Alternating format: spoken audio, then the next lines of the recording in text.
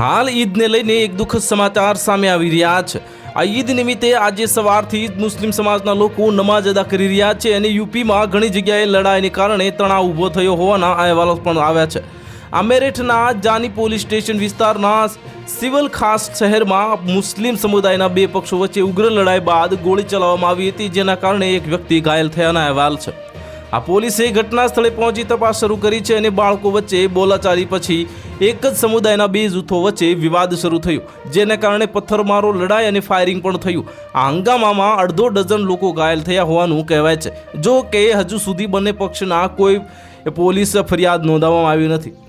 આ ઘટનાનો video social media પર વાયરલ થતાં જ પોલીસ એક્શનમાં આવી ગઈ હતી અને જાની એસએના જણાવ્યા મુજબ આ ઘટના આજે સવારે બની હતી। ફરિયાદી મળ્યા બાદ કાર્યવાહી કરવામાં આવશે। તે જ સમયે હાપુડમાં ઈદની નમાઝ દરમિયાન પોલીસ અને પૂજારીઓ વચ્ચે ઉગ્ર બોલાચાલી થઈ હતી અને ઈદગાહમાં ભર્યા બાદ પોલીસને નમાઝીઓને રોક્યા હતા। આ રોકવાના કારણે નમાઝીઓ ગુસ્સે થયા હતા। બાદમાં પોલીસની સમજાવટ બાદ નમાઝી પરત ફર્યા હતા અને તેનું કારણ એ હતું કે પોલીસે બેરિકેડ્સ લગાવીને નમાઝ અદા કરવાની વ્યવસ્થા કરી હતી। આ મામલો કોતવાલી વિસ્તારના ઈદગાહ રોડનો છે। તો હાલ માટે આટલું જ। મળીશું નવી અપડેટ સાથે। જો તમને અમારા વિડીયો પસંદ આવતા હોય તો વિડીયોને લાઇક કરી દેજો, ચેનલને સબસ્ક્રાઇબ કરી બાજુમાં આવેલા બેલ આઇકનને દબાવી દો, જેથી તમને આવા સમાચારની અપડેટ મળતી રહે।